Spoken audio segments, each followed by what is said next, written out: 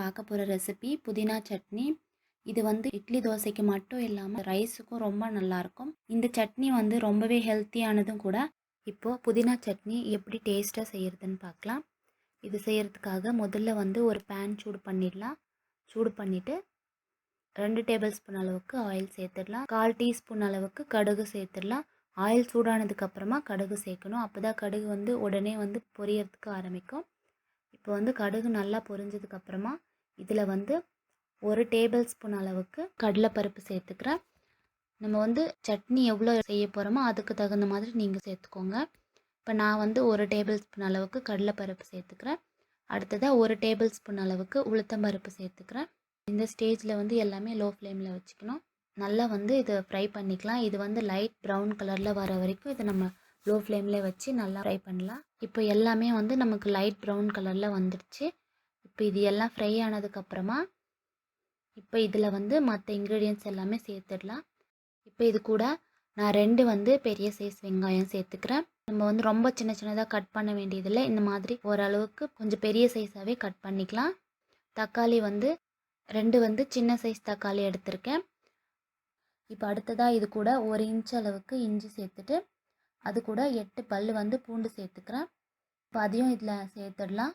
சேர்த்துட்டு இதை நம்ம வந்து 1 நிமிஷம் நம்ம இதை நல்லா மிக்ஸ் பண்ணி விட்டாலே போதும். இப்போ இது கூட வந்து கொஞ்சமாக வந்து தேங்காய் சேர்த்துக்கிறேன். தேங்காய் சேர்த்துட்டு அடுத்ததாக இது கூட வந்து நல்லா நான் வாஷ் பண்ணி எடுத்து வச்சுருந்த புதினா 2 கப் அளவுக்கு சேர்த்துக்கிறேன். சேர்த்துட்டு இது நம்ம நல்லா மிக்ஸ் பண்ணிக்கலாம். மீடியம் ஃப்ளேமில் வச்சுட்டு புதினா வந்து நல்லா வதங்கணும். புதினா நல்லா வதங்கினா தான் சட்னி வந்து நல்லா டேஸ்ட்டாக இருக்கும். புதினா சட்னி செய்யும் போதும் வெங்காய தக்காளி எல்லாம் விட நமக்கு புதினா தான் நல்லா வதங்கணும். அப்போ தான் சட்னி வந்து நல்லா டேஸ்ட்டாக இருக்கும். இந்த ஸ்டேஜில் வேணும்னா நம்ம வந்து காஞ்ச மிளகாய் சேர்த்துக்கலாம். காரத்துக்கு தேவையான அளவுக்கு நீங்கள் காய்ந்த மிளகாய் சேர்த்துக்கலாம். நான் வந்து கடைசியில் அரைக்கும் போது நான் சேர்க்க போகிறேன். இப்போ புதினா நல்லா வதங்கினதுக்கப்புறமா இதில் வந்து நம்ம கொஞ்சமாக புளி சேர்த்துக்கலாம். சின்ன நெல்லிக்காய் சைஸ் அளவுக்கு நான் புளி எடுத்திருக்கேன். புளி வந்து அதிகமாகவும் சேர்க்கக்கூடாது, கம்மியாகவும் சேர்க்கக்கூடாது. புதினா சட்னிக்கு வந்து கரெக்டாக நம்ம சேர்த்தோன்னா சட்னி வந்து ரொம்ப டேஸ்ட்டாக இருக்கும். இப்போ இதை நல்லா நம்ம சேர்த்துட்டு நம்ம ஸ்டவ் ஆஃப் பண்ணிவிட்டு 1 நிமிஷம் இந்த சூட்லேயே நம்ம புளி வந்து மிக்ஸ் பண்ணி விட்டுக்கலாம். மிக்ஸ் பண்ணதுக்கப்புறமா இதை நல்லா நம்ம ஆற வச்சிடலாம். ஆறுனதுக்கப்புறமா நம்ம இதை மிக்ஸி ஜாரில் சேர்த்துட்டு அரைக்கலாம்.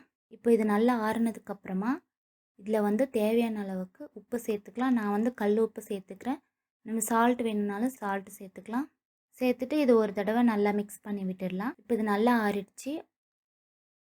இப்போது இதை வந்து ஒரு மிக்ஸி ஜாரில் சேர்த்துட்டு இது ரொம்ப நைஸாக அரைக்க வேண்டியதில்லை. இப்போ இது மிக்ஸி ஜாரில் சேர்த்ததுக்கப்புறமா இது கூட கடைசியாக வந்து 3 காஞ்ச மிளகா சேர்த்துக்கிறேன். இப்போ இதை மூடிட்டு நல்லா நம்ம நைஸாக அரைச்சிக்கலாம். இப்போ இதுக்கு வந்து கொஞ்சம் தண்ணி சேர்த்து அரைக்கலாம். தண்ணி சேர்த்துட்டு இது ஒரு தடவை நல்லா ஃபுல்லாக நம்ம மிக்ஸ் பண்ணி விட்டுட்டு அதுக்கப்புறமா இதை மறுபடியும் அரைச்சிட்டு வந்துடலாம்.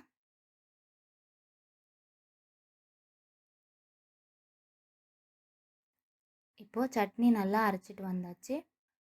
இது வந்து ஒரு பவுலில் ட்ரான்ஸ்ஃபர் பண்ணிடலாம். அவ்வளோதான், நம்மளுடைய புதினா சட்னி ரொம்ப ரொம்ப டேஸ்ட்டாக ரெடி ஆகிடுச்சு. கண்டிப்பாக இந்த சட்னி நீங்களும் ட்ரை பண்ணி பாருங்கள். ட்ரை பண்ணி பார்த்துட்டு எப்படி இருந்துச்சுன்னு கீழே இருக்கிற கமெண்ட் பாக்ஸில் கமெண்ட் பண்ணுங்கள். இந்த வீடியோ பிடிச்சிருந்ததுன்னா லைக் பண்ணுங்கள். உங்கள் ஃப்ரெண்ட்ஸ் எல்லாருக்கும் ஷேர் பண்ணி விடுங்க.